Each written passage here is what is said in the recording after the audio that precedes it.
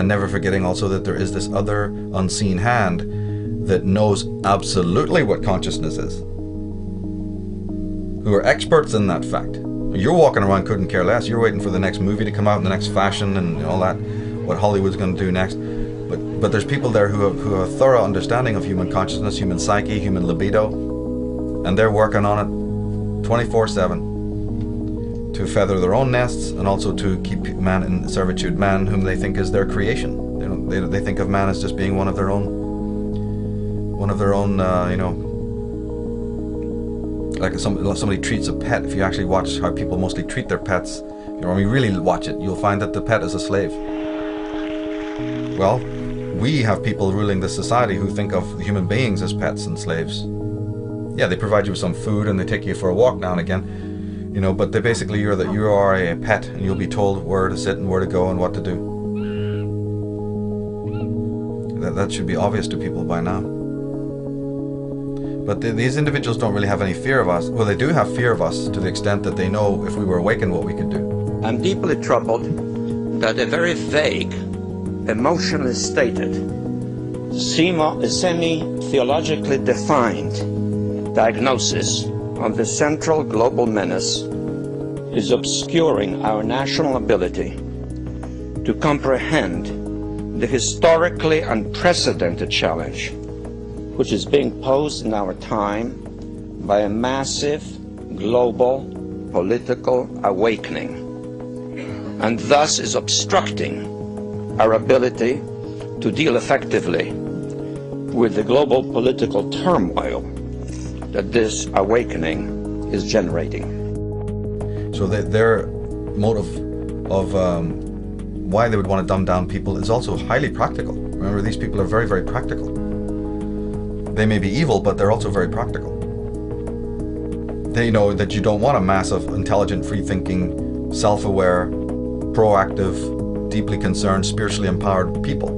That's the worst threat that they can imagine. So it's very practical for them to keep people, what do they call it? One leash for one neck.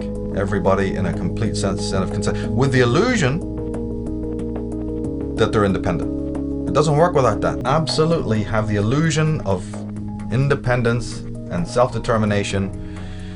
And we have a problem then. We have a problem that to really, really be independent, to really be an individual, which in psychological terms is called individuation, that's difficult for most people. It's kind of tough. It requires work. It requires, to think and act in moral ways, and that's just too much trouble. I wish there was a halfway, stage. So the media goes, well, there is. We'll sell you the fashion of independence. You can buy into this. You can be a goth, a punk, you can be straight, you can be gay, you can be macho. We'll sell you all sorts of images to decorate your inauthentic life. And that will pacify you because there is a voice that's kind of screaming inside of you that you're not living an authentic life. We know that. We know that's a tough voice to live with. But you also can't really do anything about it because, you're lazy and you're weak. And you realize what you would have to sacrifice or lose if you really took the true moral way. The way of selfhood and the way of finding out who and what you are. We know that's difficult for you. So what we'll do is we'll manifest a bunch of simulacras. We have a whole industry creating false personas. But if you buy into that, and it's very easy to do that. I mean, it's just a matter of going down to the hairdresser and coloring your hair pink and wearing a couple of earrings and getting a few tattoos and, having a big t-shirt with anarchy written on it. But you're the last person who even understands what true freedom and anarchy is. But don't worry about that. Well, the world is full of those kinds of people, isn't it? But do you see it as being any more free? If that was ever going to solve the world's problems, what happened in the 1960s when everybody was free, quote unquote? Where's the love now? Did it stop wars? Did it stop evil men ruling the world? Did it stop genocide? Did it stop the mutilation of animals and abattoirs? Tell me what one thing that the hippie movement or the punk movement of the 1970s achieved. Well, I'll tell you what they achieved. The leaders of the punk movement are living like pashas and maharajas in $1 million houses over there in Bel Air and also in Los Angeles. Billy Idol has a fleet of Harley Davidsons. That's what happened. That's what happened. But they're wearing a hammer and sickle. We're for the people, peace and love, CND, all that shit. Utter nonsense. Utter nonsense. Maybe the man from within who's completely incognito, who's working within the system, suit and tie, would never you'd pass them by on the street. Maybe those people will do more damage to the evil status quo than all those hordes screaming for reform, Because it's not just a mass of people label reading, running away into these inauthentic models. It's a small group of educated people, dedicated, passionate, absolutely zero tolerance for the lie, who are from all walks of life, who have spiritually, most importantly, that they are spiritually adept, that they understand what knowledge is. They have reverence for knowledge. They're not just trying to gain knowledge. Any idiot can do that. Gaining knowledge, well, God, the schools are full of it. No. It's a matter of loving knowledge. That's a big difference. Loving knowledge, understanding what knowledge is a whole different thing than gaining knowledge. So there's these fine lines in all of this, very fine lines. And if the knowledge has to be empowering and changing you first, how can you do anything to change another world? Or maybe you don't even have the right. Maybe we're on the complete wrong subject matter altogether.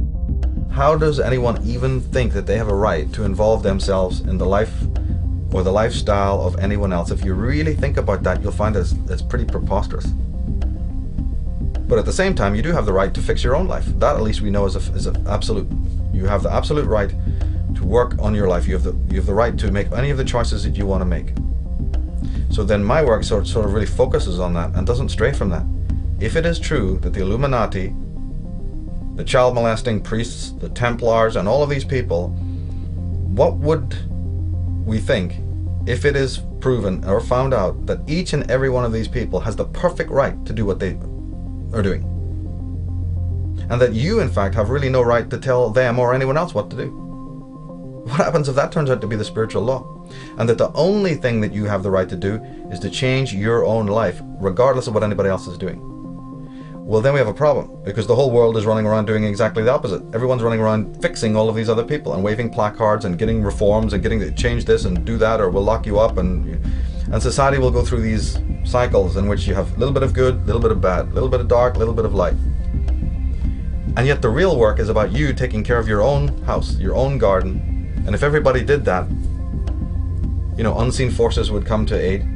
Man would, like Vernon Howard said, we can accept that God can become man to save man, but we can't accept that man can become God to save himself.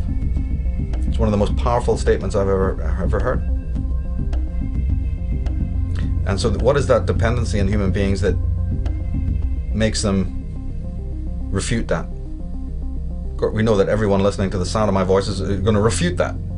No, it's Jesus who's meant to do it. Muhammad, Allah, what are you talking? Oh, that's all that humanist stuff. Man being his own God. Oh, satanic evil. So we already know that, that's not a common held theory. But wait a minute. What then is the motive that makes people refute that statement? Before we get into what they're into, you're a Christian. Why would you feel motivated to not accept that man is his own savior? I'm very interested in that. I'm very interested in as to why you, not the cult, not the clan, not your guru, why you would, have a problem with that. What's in your psychology that has made you in the 20 years of your life, or the 25 years of your life, or the 40 years of your life, not have enough brain cells to realize, my God, that's the bottom line? Because in my opinion, if you don't accept that, you are an unsane person. You're not insane, you're unsane. You're toxic, and you need to be quarantined or something. That's really the long and short of it, in my opinion. Then I want to get the crucifix out.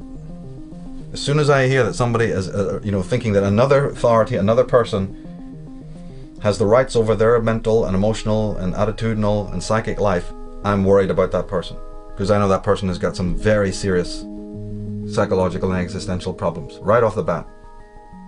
Right off the bat. Then that person is going to be, a herd, part of some herd, or will be a controller of a herd, or will be manipulated by the herd, or whatever you want to call it. But that person is not going to end ever. You're never going to find that person, in doing good in the world, real necessary good at all. It's just a contradiction in terms. It's impossible. They may be sold the illusion or the delusion that they're doing wonderful work, because they give to Live Aid or the next stupid charity that pops up out of the woodwork, They were there. Great, you were there, yeah. Well, we had Live Aid, didn't we? When was that? 1982 or something? You know, did the world get any better? No, all that happened is Bono and Geldof got on their best clothes one day and walked off down there to Buckingham Palace, got on their bony knees and said, thank you, Mom, for their little award. Okay, that's what happened. And their kids will go to good schools and they will have, you know, $1 million hotels and they'll have the best time of it because they're sellouts. They're people who sold out or were already working for this cult of Dionysus. People's champions in order to lead you away, just like in the Monty Python Meaning of Life. Follow Andre, the waiter. He's got something to show you, so you go up down some streets, over here, up some alleyways, come on, through a bunch of parks, if I may, huh? take you on a 15-minute tour Nearly there now. to show you something. See that? It leaves you up in an empty field. Much of a philosophy, I know. Fuck you. And then gets angry with you. Fuck off. You don't think it's very much. Don't come following me. Yeah. So keep on following Andre.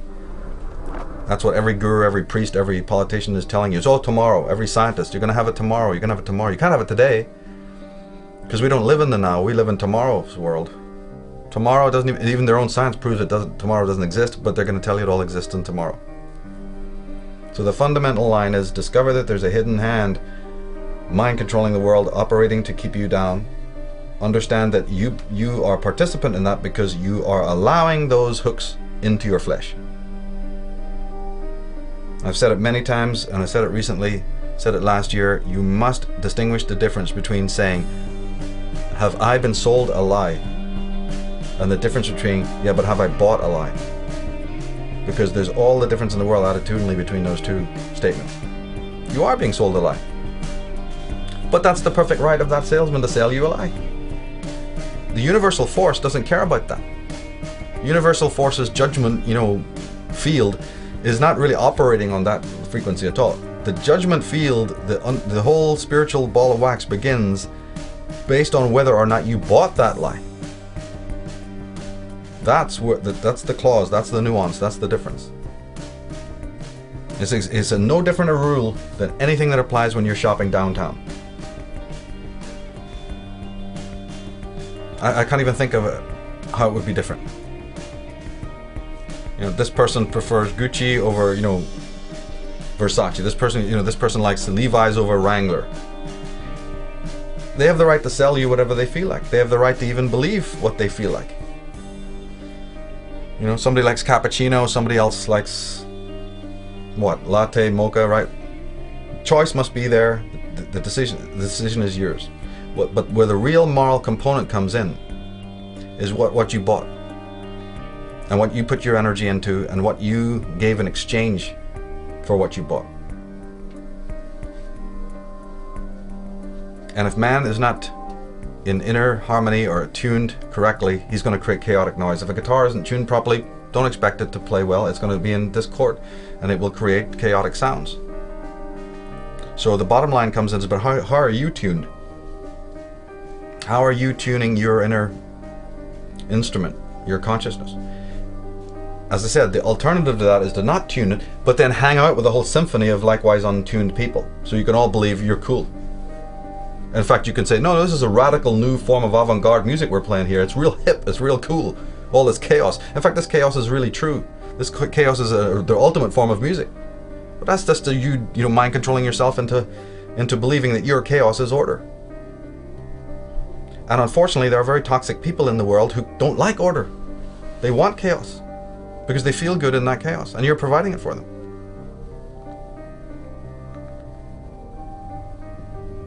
No human being who is in their center can be hypnotized.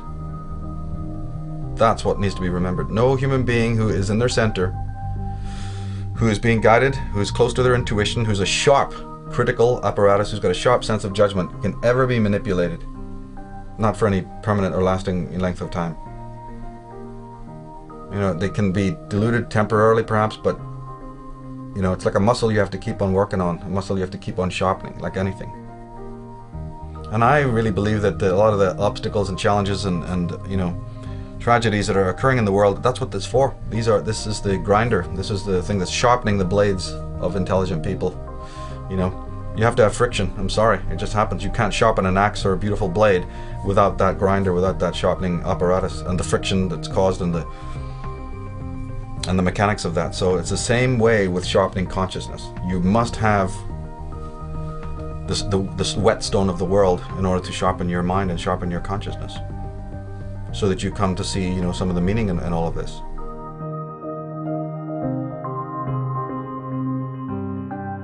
And it's ultimately a discovery of your own self. It's not about a discovery of society or other people. All of it is a discovery of who and what you are, ultimately.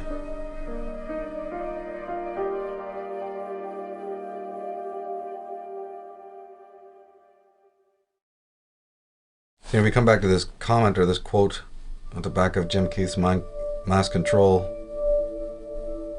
The first sentence was, "Here stands the new man." And this ties into my work on 2012,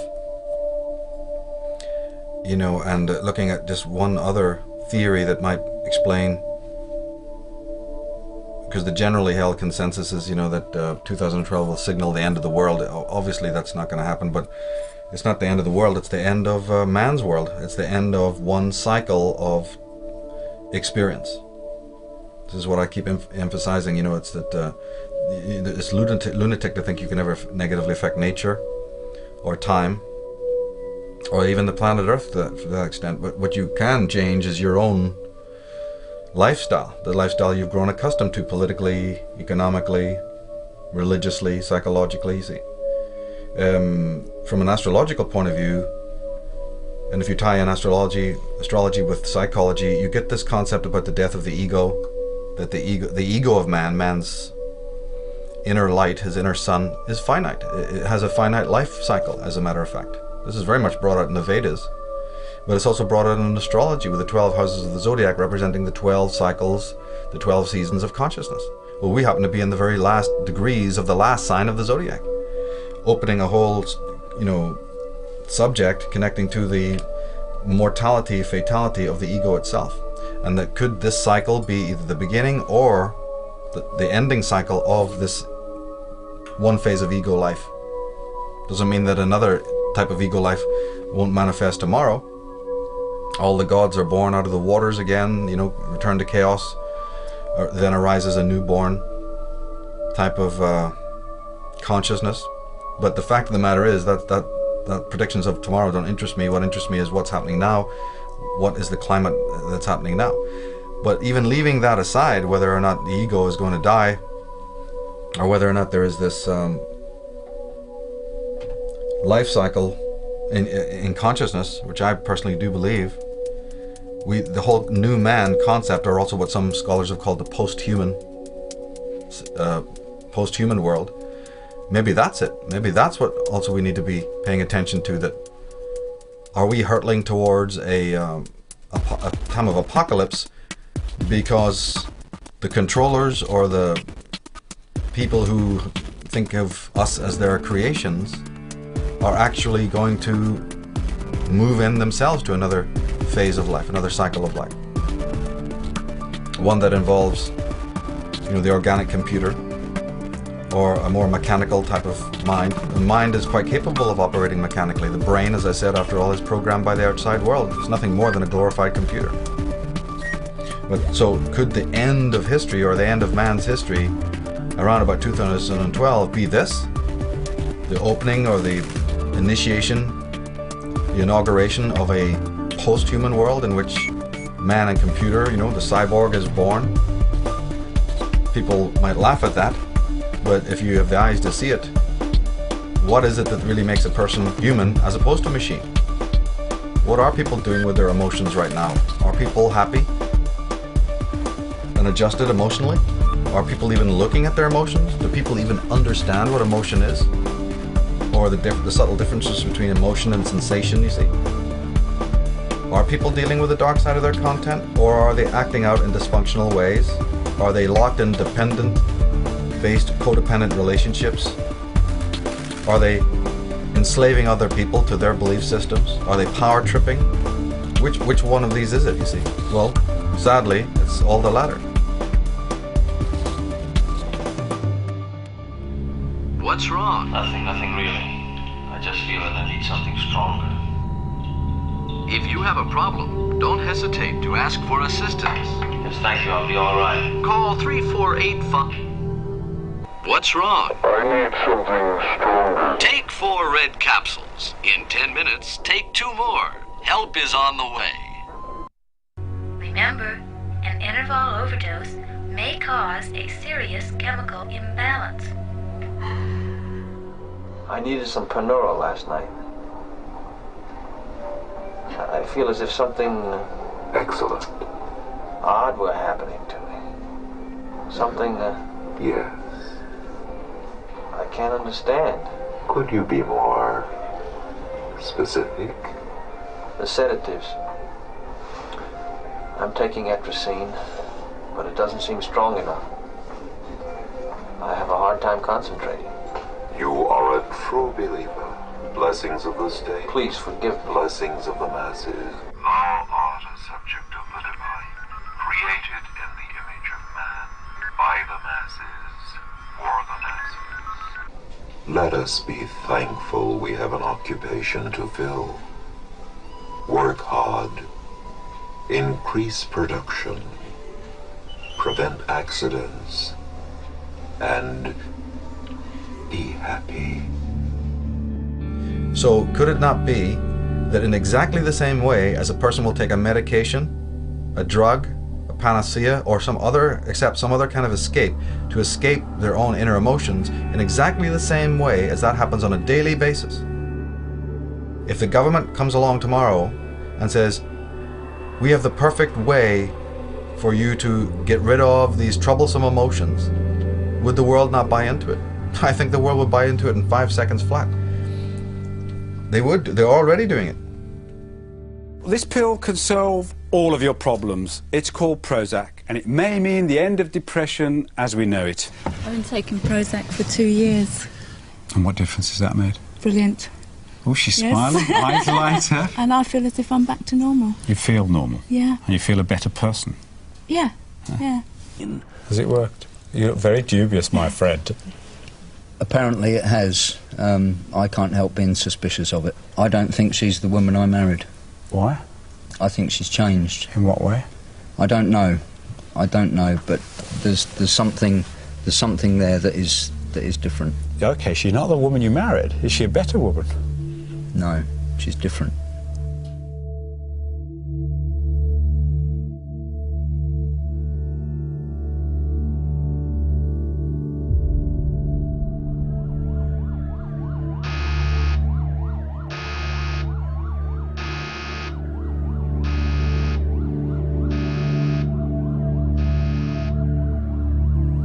Medication, the prescription drugs are on the skyrocketing. Illicit drugs, of course. The climate of debauch, the feeling of disgruntlement and utterly alienated feelings, you see, of these mutilated teens who don't meet any wise grandparents, who are latchkey children, you see, who never see their parents. They grow up on fast foods and popcorn and the television. You mean to tell me we can do all of that and then expect that there's going to be some glowing utopia in the future? What kind of delusion are people in? Nature is being toppled every 5 minutes to put new buildings and apartments, that whole contradiction of then you cut down the trees and then you name the streets after them.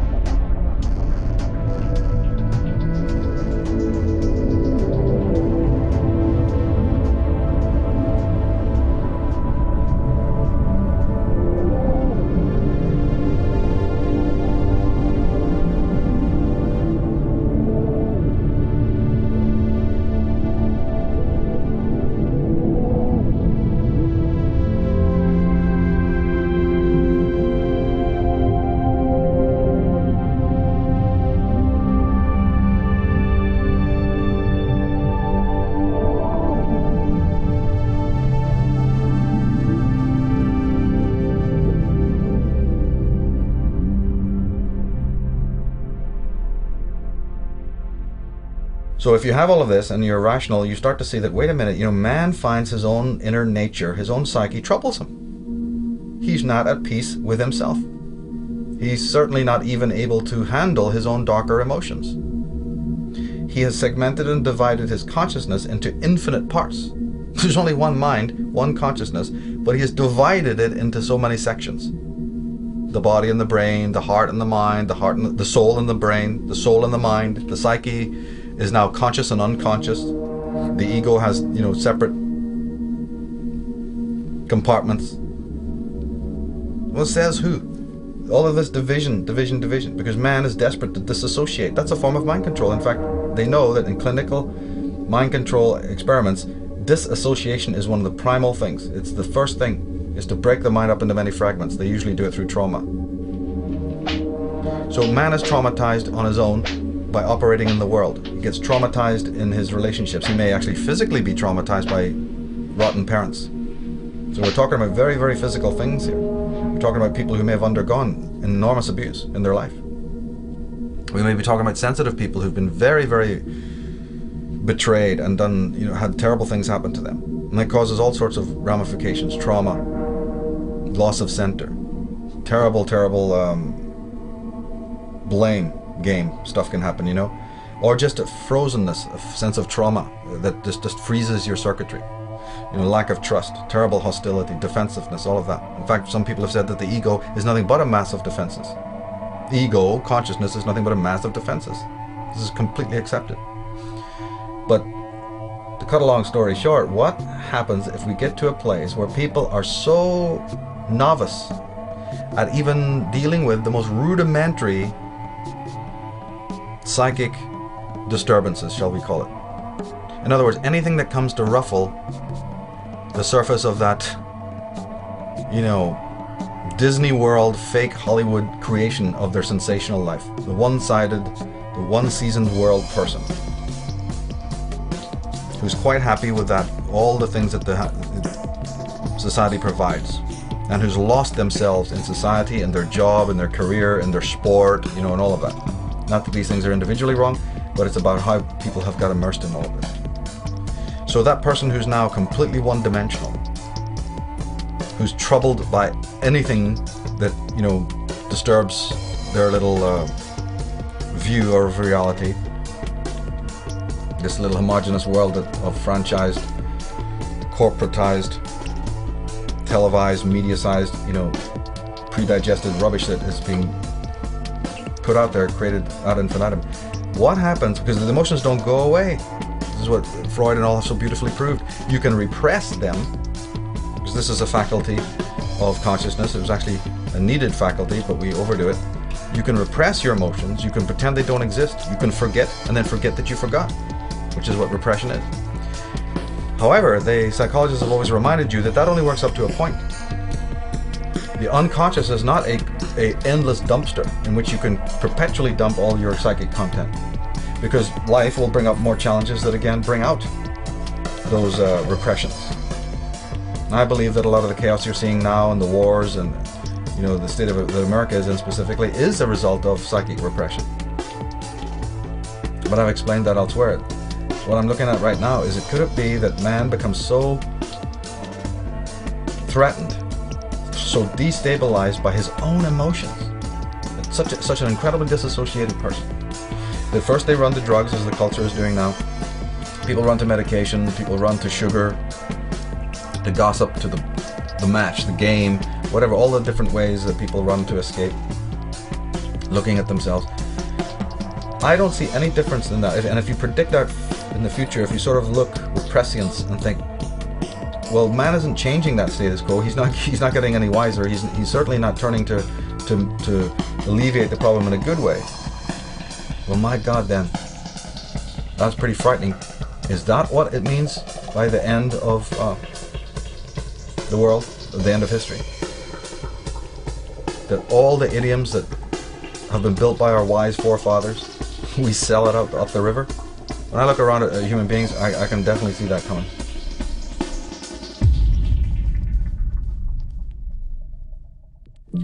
You only have to speak a few lines of wisdom on any mainstream chat show and everyone falls into dead silence like you're a dinosaur.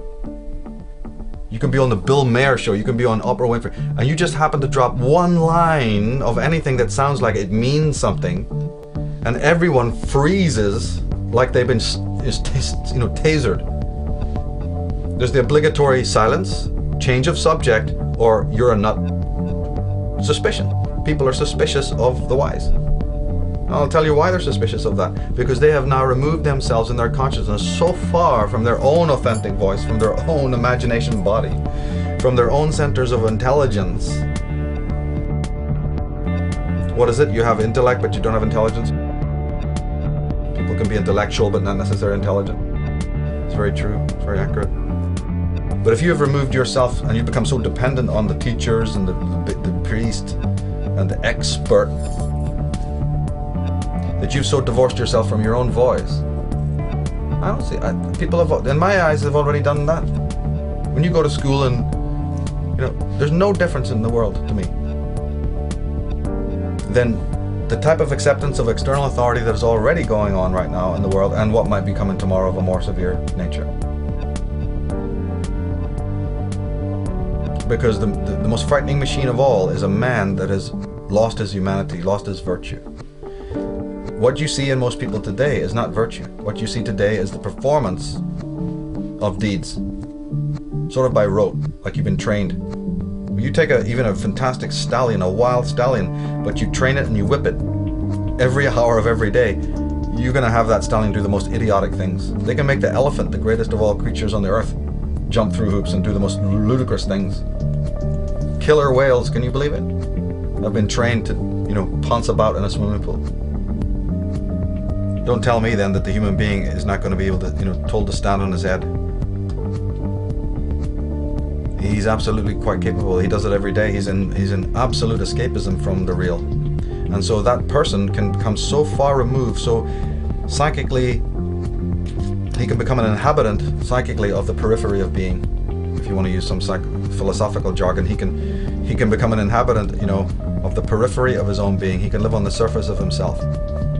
Hell, you only have to listen to most people's voices to know they're living on the surface of themselves, that they're not even connected to their deeper emotions. Some people are experts in the way people walk, their stance, their posture, sound of voice, choices that they've made, the relationships that they're in. There's ways to tell. There's ways to tell. And people are sitting around going, well, I don't know what that means. You have to tell me what it means. You got to show, have you got a religion I can join? Or, have you got a book I can read? Or, where's the system? I'd love to do that. I'd love to find out all about myself. Tell me how. Tell you how. What planet are we on? The meaning is that you discover it yourself. This is an absolute journey only you can go on.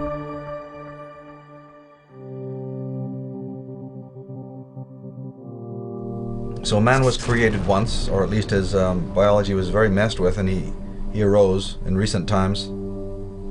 Somewhere between 50,000 years ago and 13,000 years ago, something incredible happened that then caused, historical trauma. And that trauma can be traced back about 10,000 years ago when the first records of man violence on man, man's violence on nature, the disconnect started to happen. And this bipolar type of thing happened.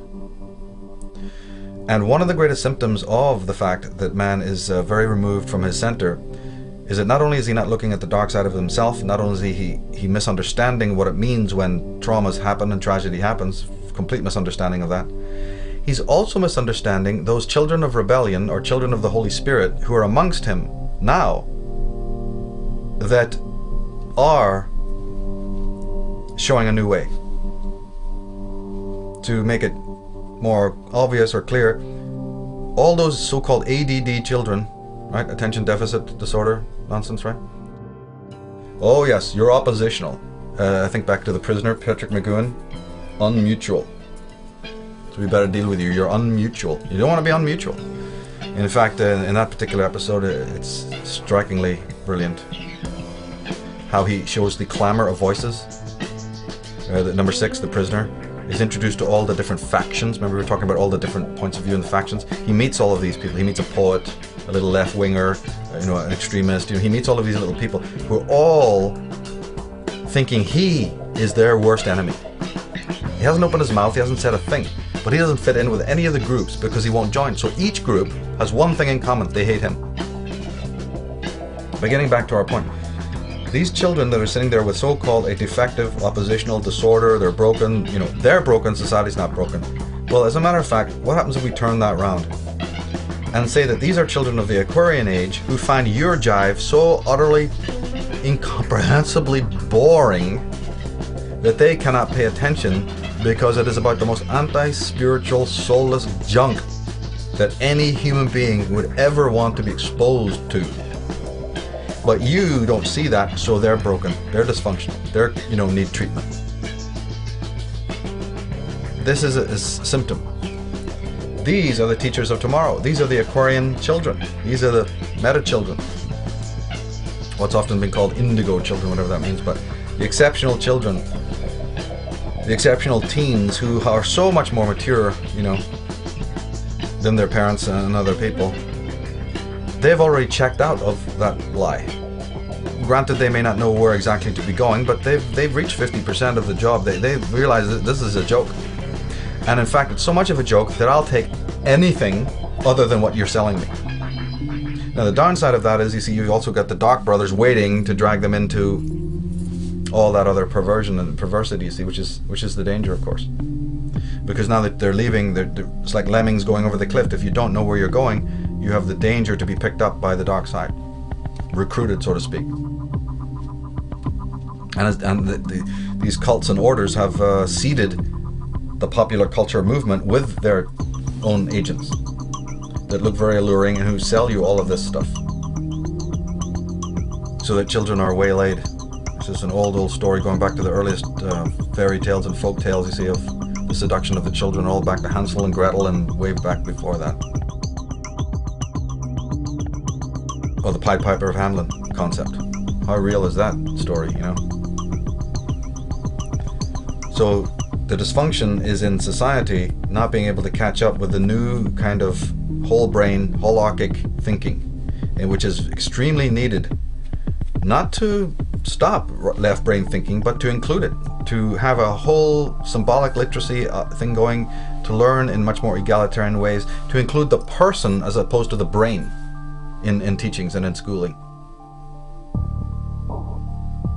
So man now finds himself at a point where he has a tremendous choice. New man sounds lovely when you say the word. Well, utopian sounds wonderful when you say the word. But if that is a utopia born out of the ashes of the world that was created by our ancestors, I don't want to know about it. If the new man is spiritually stark naked, I don't want to know about him. Vico understood it. Edward Gibbon understood it. Plato understood it. That civilizations, they rise and they fall. We can say that we are in a necrotic cycle. And there is nothing wrong with that. Nature has its cycles, like the winter cycle, and all the way up the fractal you have the same concept of this anaerobic and catabolic cycles, the construction and the deconstructive. All that needs to happen is an attitudinal change today in which people get with this deconstructive model and allow your children to explore it and understand it, because they are picking up on it like antenna more than the average person who's in lockdown, see, in this mediocrity of their life. Change is going to happen whether you like it or not. One has to realize that if you go with the deconstructive cycle, then out of that comes the most, finest things. When you really realize its beauty, when you see its beauty for what it is, then you realize it's nothing to be fearful about at all. All that it's doing is it's ending your lie. It's ending your illusion. It's taking away from you that which you don't need. So let it go, attach to nothing and let it go. But then you're going to have the conservative mindset on the other side who can't do that. And so those are the people who are in trouble. Those are the people who are in trouble. And my message to the children of truth, the servants of truth, the ones who are getting a handle on this, can work this into their lives, please, please, please do not for 1 second imagine that it's your job to become the scaffolding for those who are falling. You can interpret this in whatever way you feel like. But you question whether or not it is your job to be reinforcing, propping up, assisting, helping, caring for, or whatever term you want to use, those people who are like, just, let's say, are not going to continue, and who you know, it's okay that they're not going to continue. You ask yourself that question because you're going to need to know the answer, because it's going to happen. This is a drama in which the protagonist and antagonist, there's a relationship. So the individual is going to have to look into this whole question of dependency. Who are you dependent on? Who are you making dependent on you? Who's asking you to become dependent on them? Who lacks the independence? And what happens if you pull away your energy from those people? You know, if they fall, can you let them fall? Or are you going to spend your life, you see, you know, propping up other people who haven't not got their own stability? You know, is that divinely correct to do that? Is it really in the intention of the true spirit to do that? Maybe it's more spiritual to let people like that fall, because then at least it's a natural thing. Out of that fall, they may grow. They may end up, you know, really passing the tests. Whereas if you're constantly propping them up, you may be violating fate. You may be going against the natural flow of things.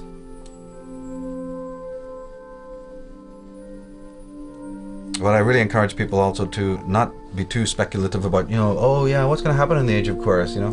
Well, whatever's going to happen is going to happen. You're not going to be around anyway to work it out. So worry about right now the world and the life that you're in, and avoid all these other escapes of what might be tomorrow, and exactly what the, you know, clothes they'll be wearing in the Aquarian age, and what their hairstyles will be like, and, you know, will God really come down to earth in a big chariot, and all of this stuff that preoccupies so many people, you know? That's all pipe dreaming. Anything could happen, you know? Let your imagination roam free, but really spend your practical interests in what is happening now. You're living in an age in which you're meant to be an observer of it. You're meant to be like a sort of a super journalist. It's like that movie, you know, The Day the Earth Stood Still, where the guy comes down, you know. Each individual living today can adopt that kind of understanding. You're here witnessing something incredible. And you should laugh, and you should cry, and you should weep, and you should mourn, and you should be exalted. You should see all of it. But also keep a certain healthy sense of, you know, detachment from it all. Never forgetting that, you know, you have your particular priority and your sovereignty. And then there's the actions of other people in the world. They're two separate things. Because too many people, I think, who want to end government control, set up another kind of control of their own. This is another, you know, problem that has so beset previous reformers, in which everyone thinks, you know, some person thinks they got all the answer, so they take down one tyrant only to become the next one. And that's why I'm so skeptical and really don't pay a slightest interest in what politics is doing, you know, in the political milieu. Because yeah, you can throw around a lot of brilliant ideas stolen from other philosophers and psychologists and great men, but when you actually try to apply it politically, what you often get is another form of tyranny. I mean, if you wrote down on a piece of paper all the pros of the democratic system, it would look wonderful. You know, if you wrote them down, it would just seem, oh, we have to have this. Yeah, well, we do have it, and it's not that great. So there's a difference between the ideology or the philosophy of a particular system and the actual practicality of it. You know, socialism promised so much to foreign immigrants, you know, did it really work? Are those immigrants really assisted? Is any of the people involved in all of that assisted? No. The World Bank promises to take your debt and just help you have a wonderful, thriving civilization in the nation. Has that happened? No. They can't even take care of the Western civilization. It's crumbling at the seams. They can't even fix that. Because then consciousness has been left at the door, and the fundamentals of man being introduced to what he is and turned into his inner republic have been completely forgotten. Man is a genius of an architect when it comes to the outer world. He's created incredible things. Computers, you know, jet planes, and all sorts of marvelous stuff. But the sad thing about it is, and I believe it's also due to manipulation, age-old manipulation, is that he has sort of overlooked and escaped from and denied his inner temple. And so this is where the danger arises, where it becomes inevitable that at some point in life you will have occult knowledge, sacred knowledge, precious knowledge falling into the hands of wrong people. When you look at any advertisement, when you look at any graphic, you're seeing art that is brilliant art from people of, you know, the level of Leonardo da Vinci and Michelangelo. Very, very skilled artists. But what are they doing? They're selling you some toothpaste or some stupid car. Think of what, you know, and Peter Jackson has proved that, as many others have. What would happen if those people had turned their talents to the uplift of mankind and to the education of mankind? And incredible stuff. Instead of everyone buying the same ugly looking car, what would it be if you had companies that said, hey, come and design your own? We're a company that builds cars, but we build them in any design you feel like. So you you come in, you learn about it, and you submit your designs, and we will build your car. You pay for it just like you pay for a regular, but it's your car. You can even have your name on it. No more personalized number plates. You can have a personalized car. How about that? Do you know how that would turn people on? You know how kids would just love that? You know, so for every little thing we have in our world, there's an alternative way of doing it. There's an alternative setup. And you see this now a little bit with the MySpace, YouTube, Google generation. You see that innovation cropping up a little bit, you know, with people doing different things musically and different things in video. And that's really healthy to see that. Because Aquarius, the Aquarian energy, the age of Aquarius, the scorpionic, rebellious energy, does operate that way. It operates on a grassroots level. The solutions will be of a grassroots nature. Corporate America just doesn't have it, you know. This is not stuff that's going to come down from the penthouse at all. It's not going to be something that's organized. But people need to really focus on the fact that it's a study. You're living in a time in which you should never feel emotionally down about the things that are happening. You should realize that you are part of a new paradigm. Because the battles of old were always fought with weapons, and that's useless. The new battles of the world need to be fought with strategy and intelligence.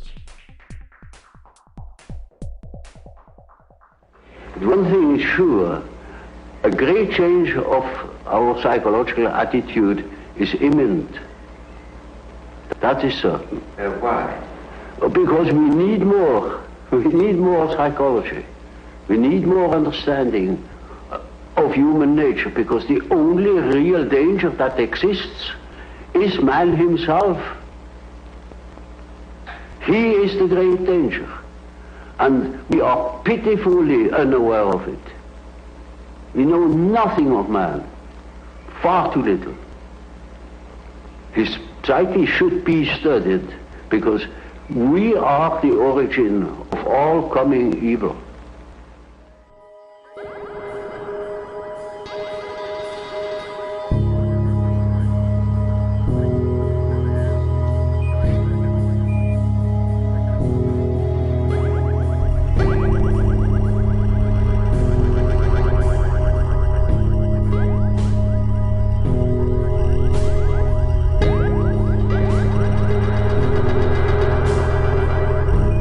So, man is the origin and source of all coming evil.